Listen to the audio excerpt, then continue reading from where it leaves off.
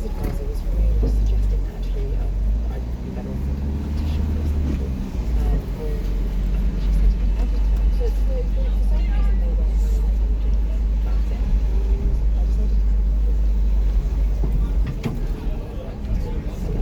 it was actually a local psychiatric hospital that basically took patients from across the UK, the most challenging individuals all across the UK, and they'd been sectioned into the Metropolitan Borough, so they were under key. I particularly worked in the adolescent age, so this was children that were 12 years to about 18 years old, and they were there 24/7. Friends come to visit, but that's where they lived. So quite often I've been put on a one-to-one observation, and you'd be making sure that they were behaving in a way that wasn't contributing to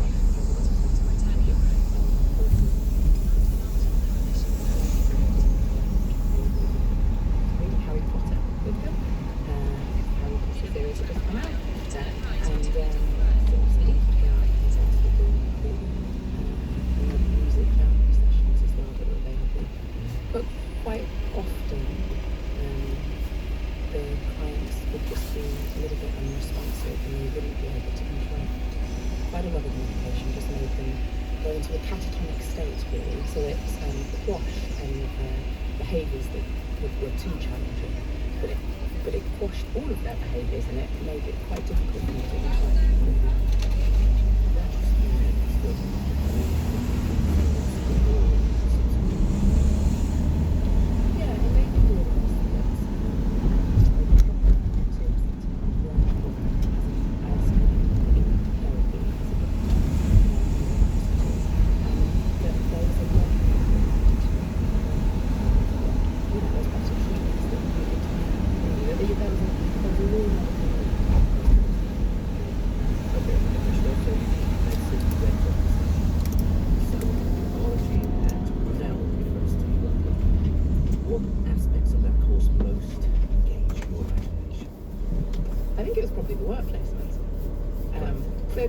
The lectures were fantastic, and I was very lucky. It was quite a small student cohort. There was probably about 20 students for each year, and the lecturers there had an open door policy, so we'd very often just go in and have chats with the lecturers and join them for their Christmas dues, and it was an absolutely wonderful experience, and I found it very motivating. And this opportunity to go and have 2 different placements.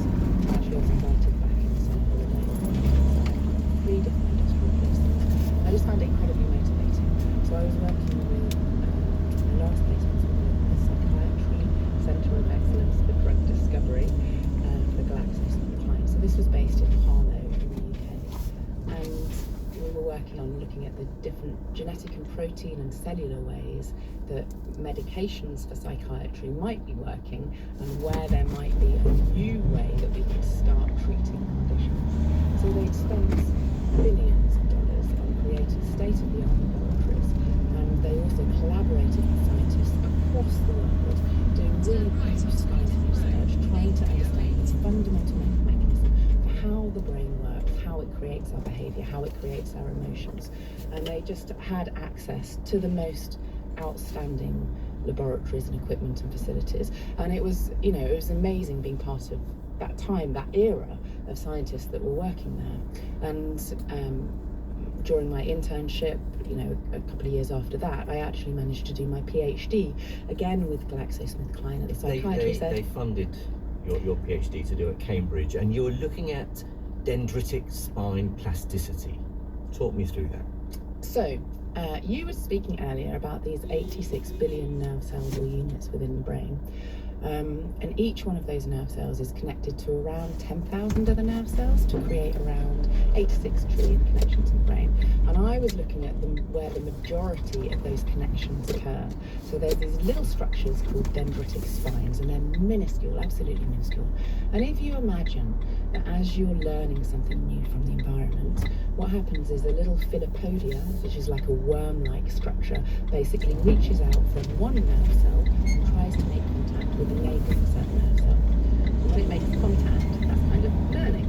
So I was looking at that process, connectivity, how it happens in the brain. I was staring down microscopes microscopes, watching it happen, and looking at the genes and the proteins that were involved in that fabulous process that allows us to learn from our environment and change the way that we think as we go through life. So it's fantastic. And I was also looking at how we might have a genetic predisposition that might affect that process of synaptic plasticity. Let's talk a bit more about this idea of brain plasticity, Hannah. The idea used to be that we're all born with a certain number of nerve cells in our brain, albeit a very big number, but that's it. But that's not actually the case. We can create new nerve cells. Yeah, so there was about 20 years ago, there's a guy called Rusty Gage who's at the Stork Institute in America, and he found out something that was really groundbreaking at the time and has, reverberated around our way of thinking about our brain and behaviour ever since he made this discovery. But he basically discovered that within the brain, there's a number of different areas where you can have neurogenesis, which is basically the birth of new brain cells. And we know, for example, that exercise is implicated in increasing the rate of new nerve cells being born, and also exploring new places and kind of exploring new ideas and meeting new other people can help those new nerve cells integrate into existing circuits, so that you've got literally new ways that you can think. Is this why lots of neuroscientists in Cambridge all go out jogging a lot? Yeah. They realise how important it is for neurogenesis. Yeah. So it was really funny. So about the same time that this result came out, suddenly you'd see all these neuroscience professors jogging up and down the towpath. It's like, hi there, hi. Yeah. But this neuroplasticity isn't limitless. Oh, well, this idea is actually what spurred me to write my second book, which was The Science of Fate. And, when plasticity had been discovered in terms of how our connections change in the brain in response to our environment, but also how we can allow new nerve cells to be born in our brain, there was really this big hype almost, where people were kind of almost saying that we can allow ourselves to be whatever we want to be. We can think our way out of anything. If we just exercise our brain enough, then our brain can do anything that we want to accomplish, anything that we want to achieve. Then it's limitless. And in much the same way as this idea that if we go to the gym, we'll be able to bulk up our muscles and have any physique that we want. Well, actually, no, that's not the case.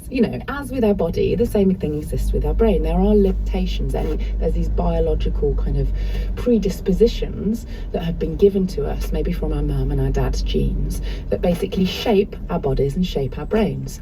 And I really wanted to write this book to try and make people think that maybe it wasn't their fault if they were being affected by depression, for example, or anxiety or obesity, and that actually some of their predisposed behaviours were written into their brain. So there's quite a large component of our biology that's shaping some of our behaviours. Towards the end of your PhD, you had an opportunity to work with neuroscientist and former director of the Royal Institution, Baroness Susan Greenfield. You were looking at neuroscience policy and how it could be applied to education. That must have been a very different experience from your lab work. Yeah, so I absolutely loved my PhD, and I really hoped that I'd be able to stay working with the psychiatry head at GlaxoSmithKline. But unfortunately, towards the end of my PhD, or shortly after, they actually shut down the unit, because although they had produced huge amounts of research that had a lot of impact in terms of academics citing it and it being referenced within the academic community, they hadn't actually produced any new drugs for the pipeline. And so they were pumping millions and millions of dollars into this area, but they weren't getting a return. And it's not a public body, it's a business. And so they unfortunately had to exit, and they shut down the whole psychiatry set. And so I was like, oh gosh, I'm gonna have to do a bit of a pivot. in terms of what I want to do for my career. And an internship opportunity kind of came to my attention. A friend very kindly kind of forwarded it on to me. And there was an internship with Baroness Susan Greenfield working at Oxford at the Institute for the Future of the Mind. And it was helping to set up an all-party parliamentary group where we would discuss some neuroscience findings and how that could be incorporated into the classroom to help with child well-being and the way that they can learn and remember. And so I did a few-month work placement with them, and it was brilliant. I found it meaningful. Yeah. But you weren't tempted to stay on in academic research. I mean, okay, so this unit at GlaxoSmithKline closes down. You weren't tempted to stay on at Cambridge and pursue academic research? Do you know, I loved my PhD, and I even got a research fellowship at Magdalen College in the last year of it. So I'd been pretty successful at it, and I really enjoyed it. But if I'm honest with you, what happened towards the end of it was that I was in a basement in a microscope room, staring down at these brain connections, thinking about schizophrenia and social withdrawal, and I was spending hours and hours and hours, an unhealthy amount of time in a dark room. And I made it worse because I was listening to Radiohead, and I was kind of rocking by the end of it. So I think I really wanted something that was a little bit more sociable. I think I missed social interaction, and I wasn't sure that academia was the way forward for me.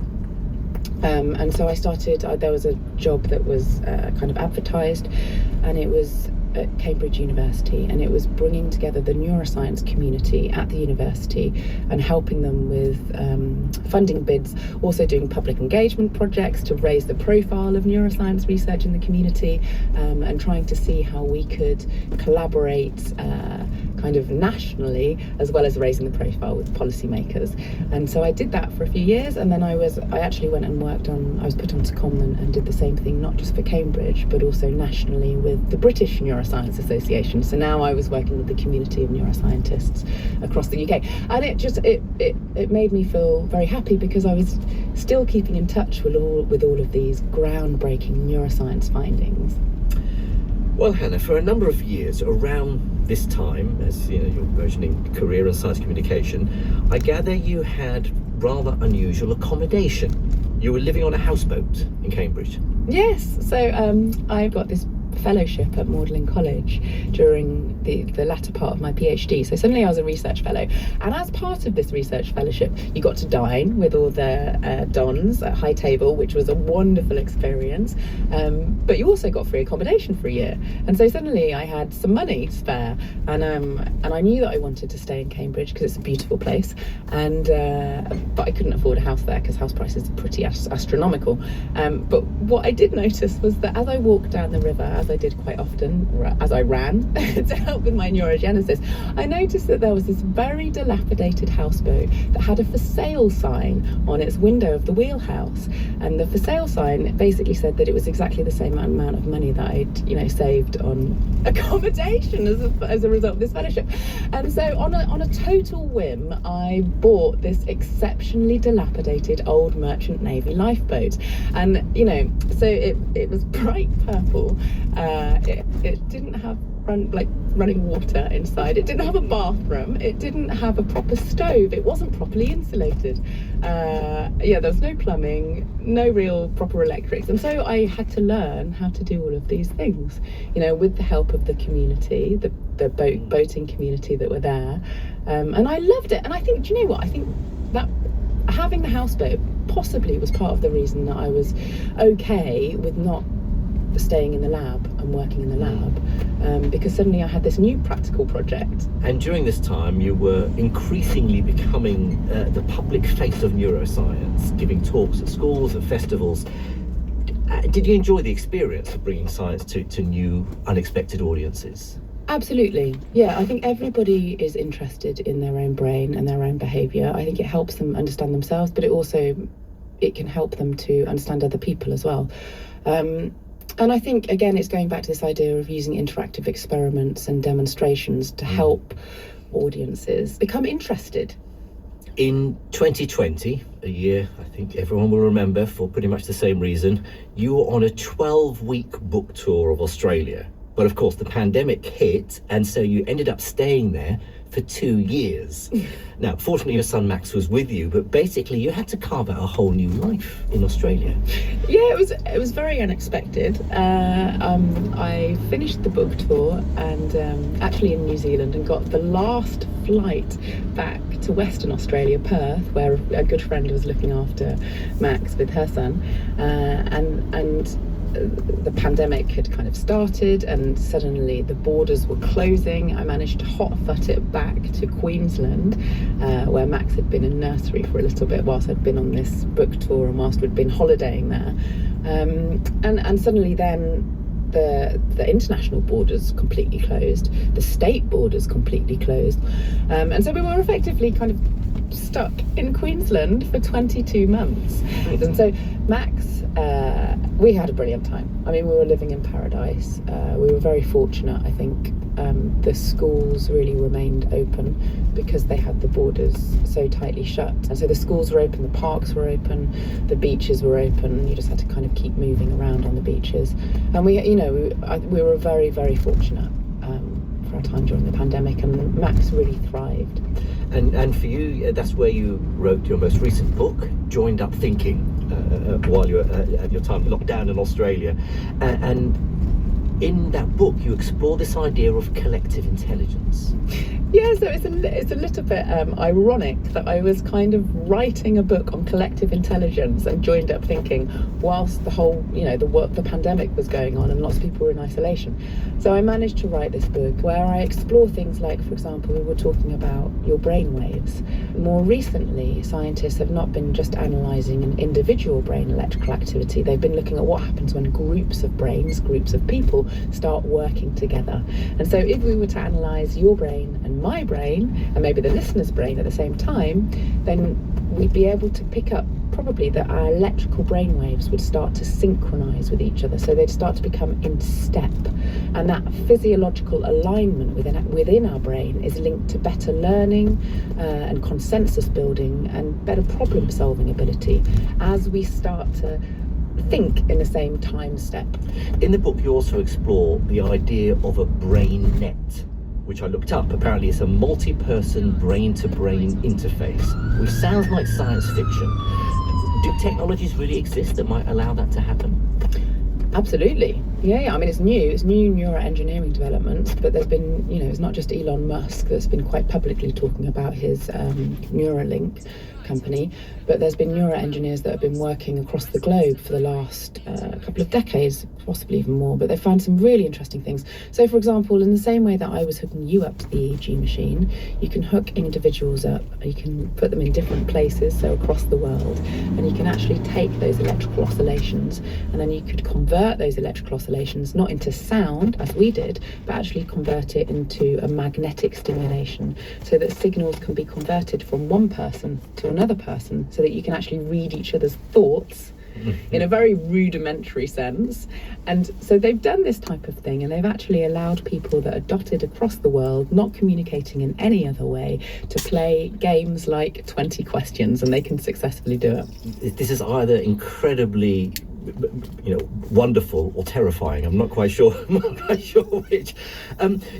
Given all the advances that we are making now in neuroscience and trying to understand the workings of the brain, looking back over your neuroscience journey, how much would you say is the situation changed in hospitals like the one you worked at when you were 18? How far have we advanced in helping young people or anyone with a mental illness? I think it's very telling that a lot of the pharmaceutical companies have largely exited psychiatry. They're still ploughing money into Alzheimer's, for example, but there isn't so much resource going into looking at conditions like schizophrenia, for example. I think we still have a lot to learn about how our sense of reality from the world around us is formed. I think we still have a lot to learn about the developing brain as well, and how unique that developing brain is, how plastic it is, and how that offers up huge amounts of creativity, but can also create a window where it's quite vulnerable as well. So in short, we still have a lot to learn, and unfortunately I think the information that we do have it would be helpful if that was more effectively implemented with clever policies and also with new clever treatments. And how would you describe where you are now? Because you have your finger on the pulse of what's happening in neuroscience, you're in a good position to maybe make better predictions about what the future holds. I think neuroscience is increasingly going to have an impact on our species progression into the future. You know, I think neuroscience is important, as important, if not more important, than it was when I first started out 20 years ago. Hannah Critchlow, thank you very much for sharing your Life Scientific. Thanks, Jim. Life Scientific was presented by Jimal Khalili and it was produced by Jeremy Grange. Inside Health will be coming up in just a tick. But first, the man bringing us today's 6:30 comedy is here to introduce himself. Hello, my name's Milton Jones. I'm a working comedian. I mean, don't talk to me about unemployment. I come from a tiny fishing village in Derbyshire. Thanks a lot, Milton Jones on BBC Radio 4. My client wants a plea bargain. He only nicks some frozen veg. Okay, a plea bargain. Surreal comedy chaos from the king of one-liners. We found ourselves in a giant underground cesspool of rotten eggs. After treading water for a while, the egg began to thicken. We were able to scramble to safety. That's the new series of Thanks a Lot, Milton Jones. Tuesday evening, 6:30 comedy on Radio 4 and BBC Sounds. Now on BBC Radio 4, James Gallagher goes tick hunting. Hello there and welcome to Inside Health. I'm taking advantage of the spring weather and getting out of the studio, so we're in Richmond Park today. I can hear the birds tweeting in the trees overhead. But what we're here for is to go on a tick hunt. We're going to see how many of them we can catch, try to figure out how big a problem ticks are in the country at the moment, why there are new diseases and new species of ticks coming to the UK. So we're going to do all of that, and then later, we had so many of you get in touch about our programme on the health impacts of sound and noise that we've got the researcher back to answer some more of your questions, so we'll do that. And we're also delving into measles and finding out why that virus is just so spectacularly good at infecting us. But first, I've got to find tick enthusiast, Professor Sally Cutler. She's here somewhere. She's also a medical microbiologist at the University of East London. Hi, Sally. Hi, James. Welcome to Richmond Park. And thank you for inviting me out for tick hunting. I don't know quite what my role is today. Am I the hunter or the hunted? I think you're probably a little bit of both, because what I hope we're going to be able to do is actually collect some ticks while we're walking around enjoying the park. Okay, so when we hunt ticks, how do we do it? What are we going to do? Do you have like a giant vacuum cleaner? We're going to go through all the bushes? Not exactly. We've got a much more eco-friendly way of doing this. Okay. And so basically, when the ticks are hungry, they're going to climb up to the top of a blade of grass or some bracken or something like that, and they just sit there and wait. So it's a bit like the opposite of a drive-through. The meal just comes walking back. The meal comes to the ticks, absolutely. So the tick needs to be able to attach to the host and enjoy its blood meal. By using an old furry blanket, we can pretend that we've got a furry animal, and the ticks are going to wander around onto that blanket, and we can then collect them from the blanket. So we're going to go for a nice stroll through some grass, through some bracken, dragging a blanket behind us. Absolutely. And this is tick science. It's tick science. It may look a bit strange, and you might get a few questions. I have no idea what everyone walking past is going to be thinking. Should we give it a go? Absolutely. This is not just an ordinary blanket. You've attached it to a pole and onto string. That's right, yes. You don't want it flapping around in the wind. You just want it to glide over the top of the vegetation. Okay. Where looks good for ticks? Well, we've got a beautiful area here that's got grass and bracken. There's even a pond I can see way over there, and that's going to be quite an interesting area because a lot of animals are going to want to gravitate towards a pond to drink water.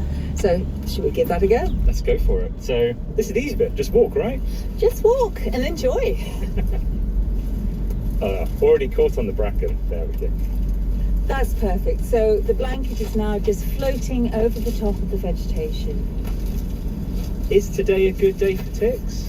I think we couldn't hope for a better day, as it's not raining And the temperature has just about got up to 15 degrees. And that's the minimum temperature you need for the ticks to start to wake up and think about seeking a blood meal.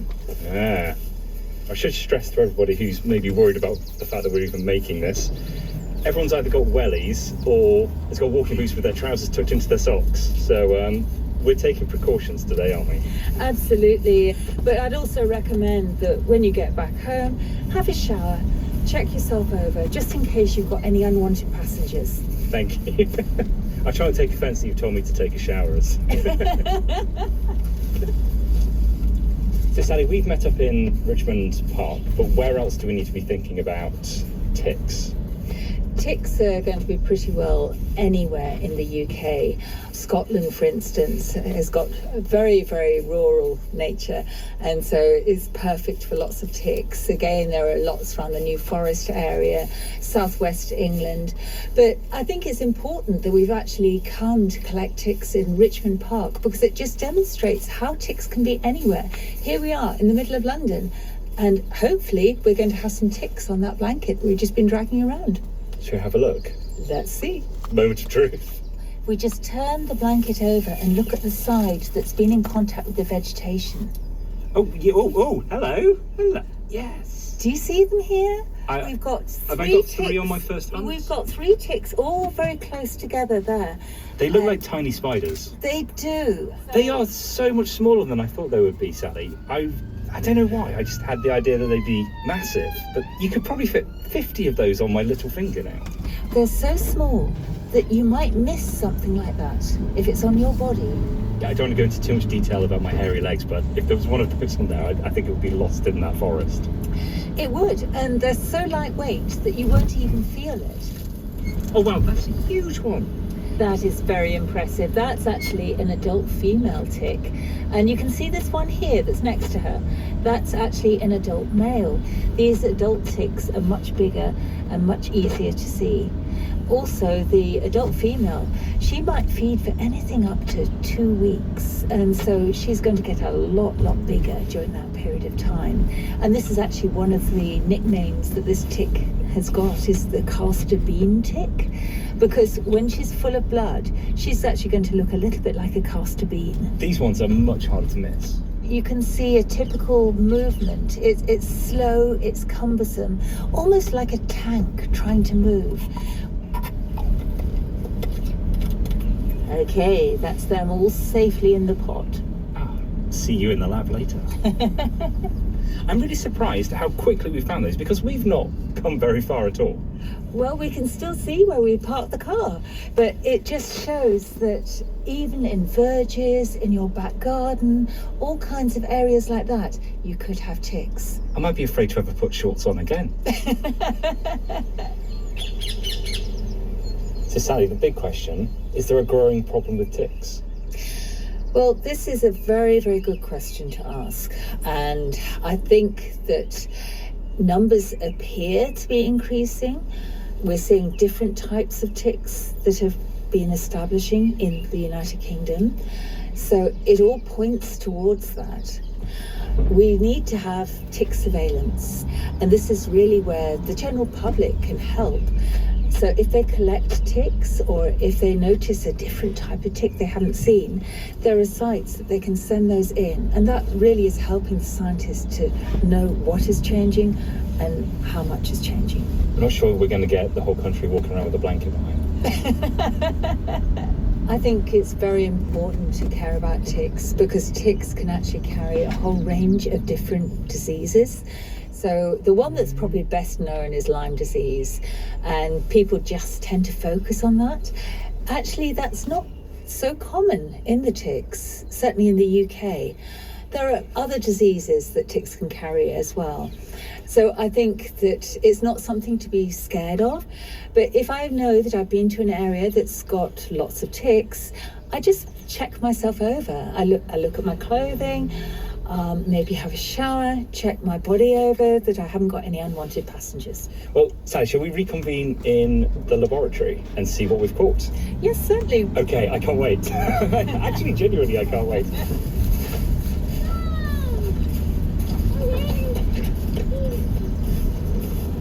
So we caught our ticks this morning, and now we're going to go into the laboratory to meet Professor Sally Cutler again to have a look at what we found.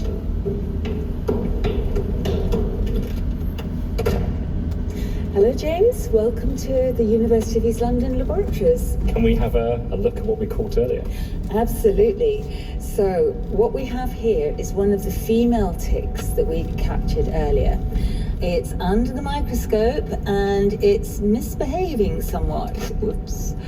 So this is the tick upside down, and if you have a look down the microscope there, so you should be able to see all those barbs that looks really like a chainsaw. It looks like something out of a horror movie, to be perfectly honest, Sally. Yes, it's because of the structure of those mouth parts that it's very, very difficult to actually remove a tick by just pulling it. And how much of that goes into the skin? All of it. So that'll be cemented into the skin. So they glue themselves in They there? glue themselves in. I think it's the legs twitching in the air, so they're just like reaching out for me is the bit that is slightly creeping me out.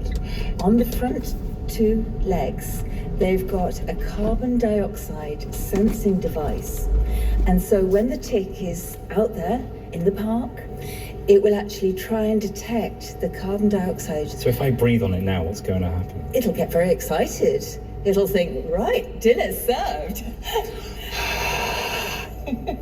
Oh, it's coming. It's coming up the side of the dish. What's the opposite of don't play with your food? I think the food wants to play with you. Shall we talk about disease? Because that's the reason we're worried about ticks, isn't it? So It is. How do they spread disease? So there are many types of infection that you can actually get transmitted by ticks. This is carrying potentially Lyme disease, the Borrelia that causes Lyme disease. Transmit another infection known as Babesia, which is a little protozoa. And we've also had reports that this type of tick in the UK can now also carry this rather horrible virus that causes brain disease, tick-borne encephalitis. It's usually a small percentage of ticks that will carry these diseases. If I have been bitten, like how would you know if I'd caught something? For many of these tick-borne diseases, they have quite a sort of slow, not particular signature to the symptoms that you might suffer with. So sort of aching joints, not feeling particularly energetic, maybe some headaches, maybe a bit flu-like. Lyme disease is probably the exception here in the fact that sure, you get those flu-like symptoms, but you can also develop a typical hallmark rash.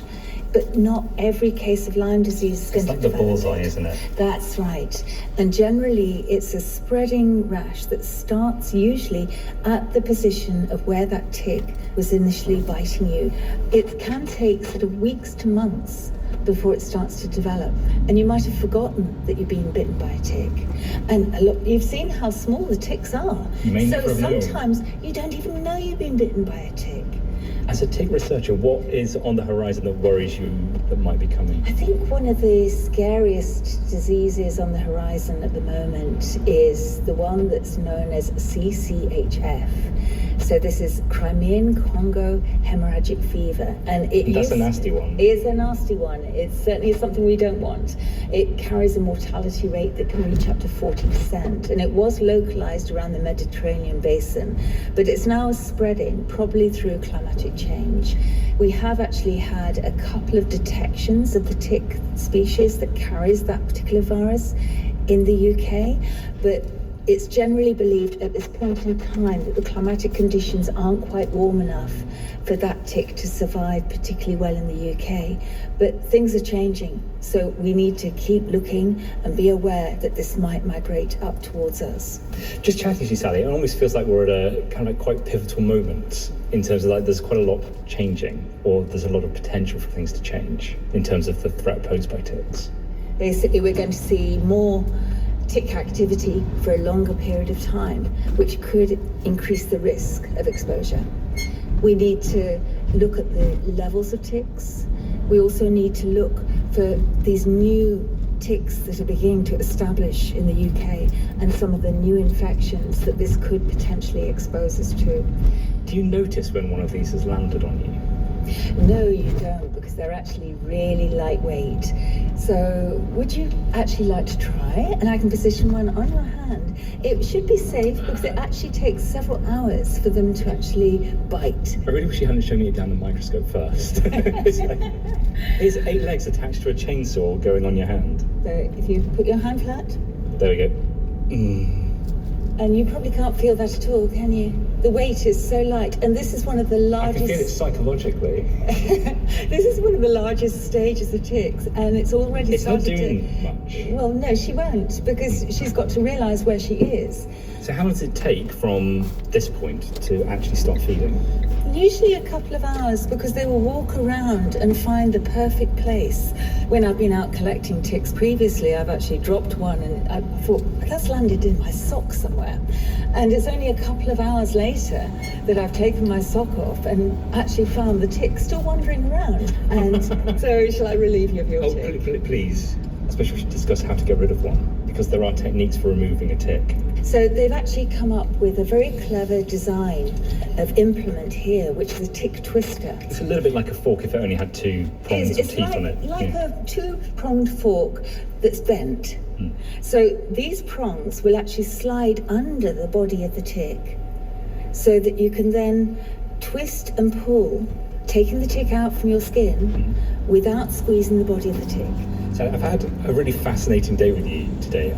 I think one of my biggest take-homes is just how easy it was to find the ticks. It really didn't take dragging that blanket very far at all to actually find huge quantities of ticks.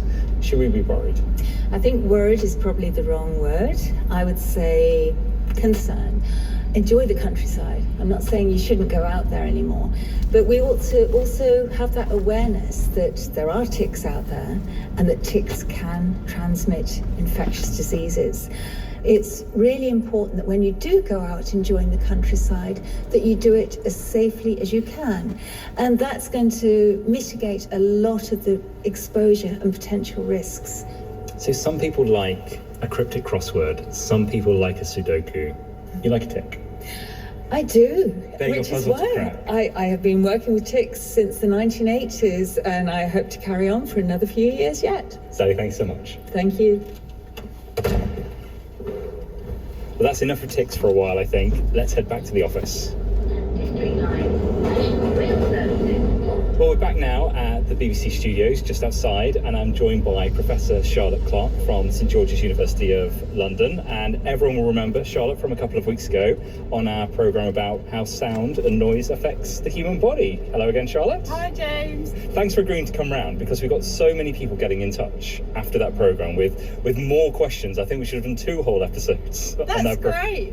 You've gamely said that you're going to take them on, so I've got a bunch of audience questions Sure. for you here. So let's hear some, and you can have a go. So the first one is about the impact of ageing. Hi, I'm Joanne from Northamptonshire. I'm in my 60s and very thankful to have good hearing. However, sounds and volume of noise that didn't annoy me at all when I was younger really annoy me now. How does age affect how much noise you can tolerate?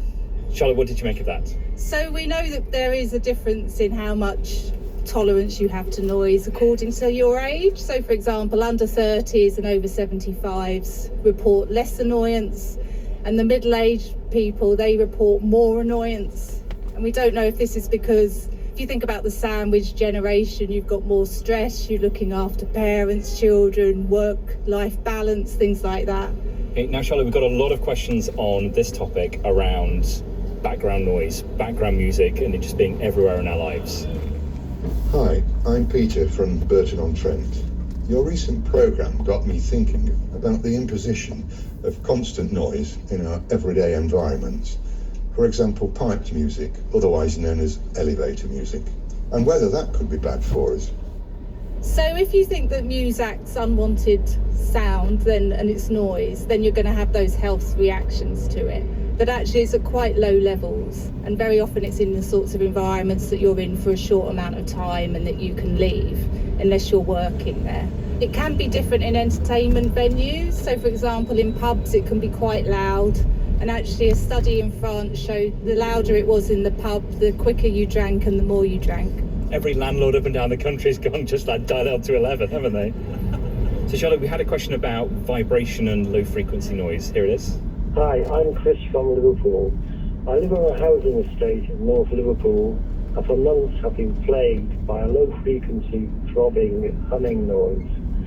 Can vibration or low frequency noise have the same impact on our health as louder noise? Yep, so we know a little bit less about this, but low frequency noise and vibration can also have those health effects. So there's a few studies showing that not only causes annoyance, but also influences your sleep as well. So it's not just really high volumes. Yes, not just that, you can feel it through the ground.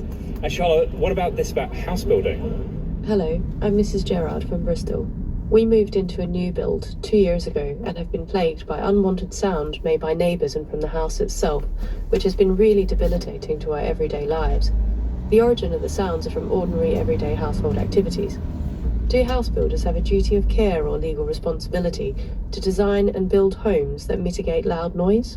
Yes, so if you have a new build, there are regulations. They vary across the 4 nations, but your property will have to be built to a certain specification. It deals not only with airborne sound, but also vibration, ground-borne sort of impact noise, so the sound of doors slamming, things that travel through the house. And so your house will have been tested. The person who builds it has to show that it complies with certain standards. So I'd encourage them to go back to the builder and have it investigated. Sound can get through the tiniest of spaces as well. It's what people don't realise. And also they could look at the warranty as it's a new build property and get it investigated that way. We had another question, Charlotte, that I found absolutely fascinating, and it was about tinnitus. Hi, I'm David from Lewisham in Cheshire. I have serious tinnitus in my ears and wonder if the constant sound has a similar effect on health to external noise. When we made the programme, we talked about how our brains understand sounds that we hear, and they interpret those sounds. One part of the brain does that, and another part of the brain has like the emotional response to that. How does it work with tinnitus when you're not having that same process?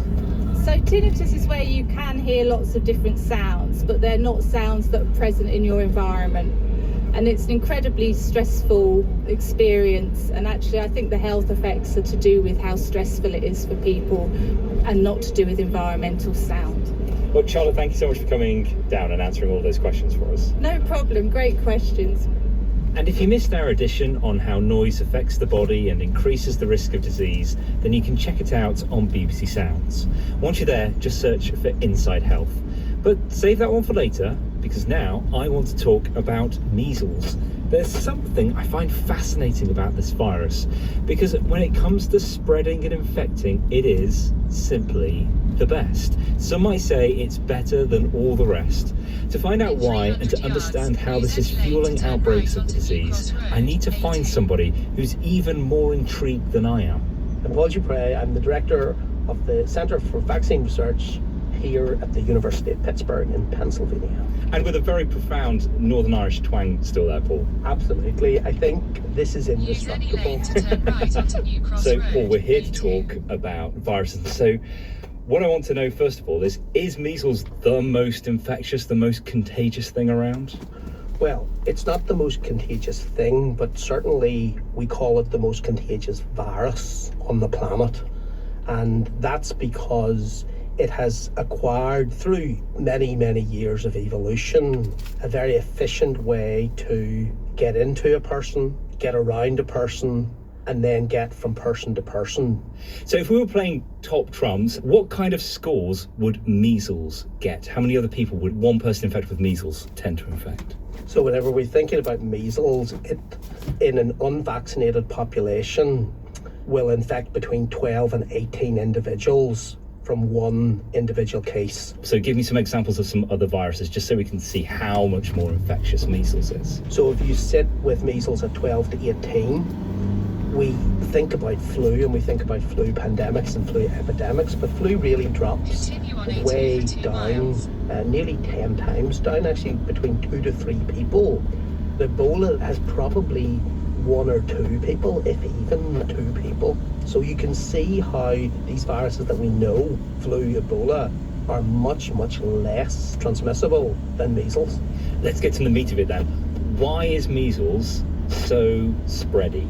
The virus is so spready so contagious? Because firstly, it gets into cells in a very efficient way, and it gets into the cells in the deep lung, and that virus, once it establishes the infection, spreads incredibly rapidly around the body. It infects so many different types of immune cells, and it spreads so rapidly and systemically that it reduces the body's ability to fight the infection. So it gets in and basically hails a taxi and goes everywhere. Lovely way of thinking about it, but just think of not one taxi, just think of the New York taxis, and just think of all those yellow cabs bringing that virus right around the body. So it gets in really efficiently, it spreads rampantly around the body, and then it leaves the immune system and it enters the respiratory system. Doesn't it have some kind of a weird trick for getting from the immune system into those cells in the lining of the nose, etc.? It has an exquisite way to leave the immune system, enter cells that are close to the air, and basically hijack that system to whip itself out into the air, and these tiny little droplets hang around for 2 hours in the air and infect the next individual. Do you even know you're ill at this point? You can be infected with that virus, and that virus can be causing this significant infection of your immune system. It can be in your nose, it can be coming out of your nose for 4 days, and you still don't know that you have an infection. Then you get the rash, this red rash, which is the hallmark of measles. So you've got an infectivity period of 8 days total, 4 before you know you're sick, 4 after you're sick, and the virus just has a field day in terms of being able to transmit from that person to other susceptible individuals. It's amazing. From an evolutionary perspective, is measles a bit stuck? I just wonder, because we talk about new COVID variants a lot. Every year we need updated flu vaccines because flu itself has shifted. And I'm just wondering, is it because, those viruses change so much, but does measles not have the same ability to change because it's found such a perfect way of spreading that if it does evolve and change, new variants just wouldn't be as good at getting around? Best way of thinking of that is the vaccine that was developed in the 50s is still the vaccine that can be used today. So it can't change? Well, it's not that it can't change. It can wiggle, but it can't dance. Yeah, it's your granddad at the wedding, isn't it, who's still sat in his chair twirling a girl around with one. It's exactly what it is. But it's got itself into a really good sweet spot that whenever we provide it with enough susceptibles, the virus can go from person to person to person. But nevertheless, it's an absolute weak spot, and that is why measles is slated to be eradicated. Isn't it not just a bit frustrating that the world hasn't got to grips with measles, and if anything, it's going the other way? For me, I wouldn't say frustrating. I just find it really sad. I find it really sad that we've got these incredibly efficacious, they work so well, vaccines, and for unsubstantiated reasons, their utility is being undermined. And in some part, vaccines are a victim of their own success. Because we've all forgotten what measles is like. The tragedy of it is a vaccine-preventable disease, that we forget how dangerous it is, that it is not an inconsequential disease, will come back. And why will it come back? Why are you getting these outbreaks? Because you're dealing with a highly efficient, very infectious, airborne, transmissible virus. Paul, I get the feeling that you absolutely love measles, which not many people do. I do admire biology. I think biology is incredible. So, yeah, I do. Paul, thanks so much for chatting. Pleasure to talk to you. And it's been a pleasure making this episode. That ability of measles to hijack the body, make prodigious numbers of new viruses, and then linger in the air for hours explains why it spreads so easily. Now though, I suppose I should follow my tick expert's advice and go check for the little blood suckers in the shower. But you don't want to listen to that, do you? See you next time. Inside Health was presented by James Gallagher, and it was produced by Jerry Holt. And you can keep in touch with the team by sending an email to insidehealth@bbc.co.uk. Woman's Hour after the news discusses young women and voting. And here's from the Hollywood movie producer, Deborah Snyder. That's coming up in a couple of minutes.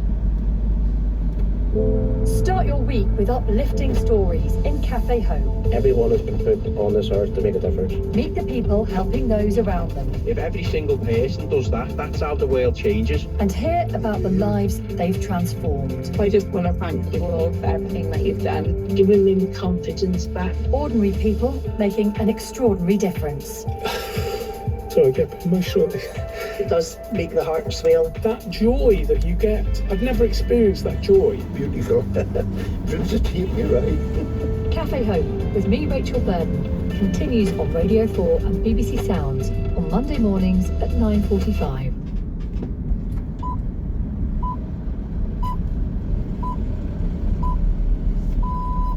BBC News at 10 o'clock. The number of people who are out of work has risen by more than expected, with signs the labour market is starting to cool. Unemployment was 4.2% in the 3 months to February, compared with the January figure of 3.9%. The number who were economically inactive also rose to just over 22%, nearly 9.5 million people. James Reid from the employment agency Reid Recruitment believes many younger people are struggling. The big problem here is young people. There are over 1 million young people now who are economically inactive or defined as such. And many of those young people have become demoralised or left school without really much prospect. And so many young people, I think, have become marginalised. A number of Conservative MPs are expected to vote against legislation which would give the UK some of the strictest anti-tobacco laws in the world. It would mean anyone turning 15 this year would never be able to legally buy cigarettes. Creating fake sexually explicit material of someone without their consent is to become a criminal offence in England and Wales. It's already illegal to share the material, which is known as a deep fake. The Ministry of Justice says this law will go a step further, but legal experts have warned the threshold for prosecutions to succeed may be too high, because it will need to be proved that the image was created to cause distress. Rishi Sunak says he'll discuss how to prevent an escalation in the Middle East with Israel's Prime Minister Benjamin Netanyahu.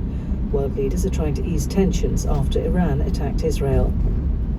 People who haven't registered to vote in the local, mayoral and police commissioner elections in England and Wales on the 2nd of May have until midnight to apply. There have been signs of a late rise in interest, with applications last week at just under 25,000 a day. The website is gov.uk/register to vote. gov.uk/register to vote. That's all one word. BBC News. This is BBC Radio 4 in Screenshot at 11. Our look at the world of film. Mark Kermode and Ellen Jones review the history of interlopers on screen. And we continue our book of the week, which is now at 1:15, reading An African History of Africa by Zainab Badawi. Today uncovering the forgotten Aksum Kingdom, once held alongside the great ancient civilizations. Now though, time for Woman's Hour with Jessica Crichton. Hello and welcome to the programme. Well, you heard the link there to register to vote. Have you done it? Today is the last day to do so ahead of the local elections on the 2nd of May. It only takes 5 minutes online, but the latest figures show that more than 4 million young people are not yet registered. And a recent survey shows that young women are less likely to trust politicians in comparison to young men. Former Love Island contestant, now campaigner, Sharon Gafka will be joining us. She wants to tell young people your vote does matter. Also, how a play originally produced almost a century ago is still engrossing audiences today. Mackinac first opened in 1920s America and focuses on a woman accused of murdering her husband. But many of its themes, including societal expectations of women, are still relevant today. We'll hear from the star of the production, currently running in London. And what a guest we have for you coming up in the Women's Hour studio this morning. A powerhouse Hollywood producer, Deborah Snyder, has been the driving force behind countless big budget blockbusters, including 300, Wonder Woman and Batman v Superman. We'll be discussing not just her career, but also female representation in the movie industry. And I do wonder, has Deborah Snyder ever had to deal with the kind of incident that we saw recently involving actor and singer Hannah Waddingham? You might have seen the video that's been circulating online when she was on the red carpet at the Olivier Awards over the weekend. A photographer asked her to show a bit of leg as she was posing in her gown. She gave him a bit of a hefty telling off, and she said, "You'd never say that to a man. Have some manners." It's not an easy situation to deal with, is it? My question to you this morning is, how have you dealt with unsolicited requests like this, or unwanted behaviour maybe? What happened? How did you respond? It can be in any setting, of course. It can be so hard to know what to do for the best, depending on whether there are other people around or whether you're one-on-one with the person. But get in touch and let us know what happened. You can text the programme on 84844. Text will be charged at your standard message rate. We're also on WhatsApp, where you can send a message or a voice note, 03700 100 444. Hopefully you've got that number saved by now. On social media, we're using the handle at BBC Women's Hour, and you can almost always email us through our website, So the text number 84844 and WhatsApp 03700 100 444. So all of that to come. But first this morning, a proposed new UK tournament for women's tennis at the Queen's Club in London is facing a setback. They need to convince the men's professional tennis circuit that they won't damage the grass for the men's tournament at the same club the following week. This week-long women's event would be staged for the first time in 2025 and would replace Eastbourne as the only Women's Tennis Association 500 event taking place in the UK in the run-up to Wimbledon. I'm now joined by the tennis broadcaster Catherine Whitaker to discuss this. Good morning, Catherine. Good morning, Jessica. Thanks for having me. Yeah, of course. So just tell us a bit more about this tournament that's been proposed. Yeah, so as you said, the ATP, the Men's Tennis Tour, has held a pre-Wimbledon event at the Queen's Club in London going back to the 1800s. It's widely considered to be the most prestigious and high-profile event in the lead-up to Wimbledon. Past champions include Pete Sampras, John McEnroe, Rafael Nadal, Andy Murray 5 times. And there's a notable history of Queen's champions going on to win Wimbledon just a few weeks later. Now, the Women's Tennis Association do have, on paper, equivalent level size of events in the UK ahead of Wimbledon. However, anybody will tell you that they don't come close to matching Queen's for profile or status. Without question, having a women's tennis event at Queen's would be a huge win for the tour, for the sport, particularly in the UK.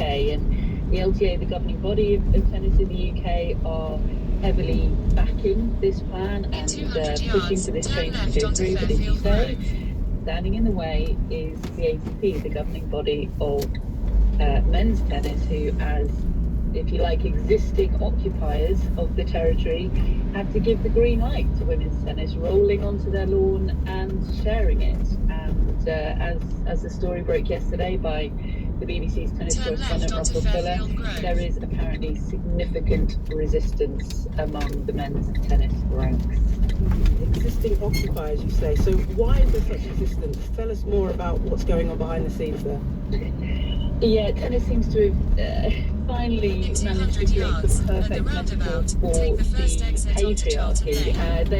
The men's tennis, I think, will tell you that the resistance comes from a concern over the quality of the grass. The grass at the Queen's Club is famously some of the very best in the world. Some people will tell you it is the best in the world, even better than Wimbledon. But of course, famously at Wimbledon, the grass is played on for 2 weeks. And okay, there is some deterioration in the quality over the course of those 2 weeks, but with the best groundskeepers in the world, which they have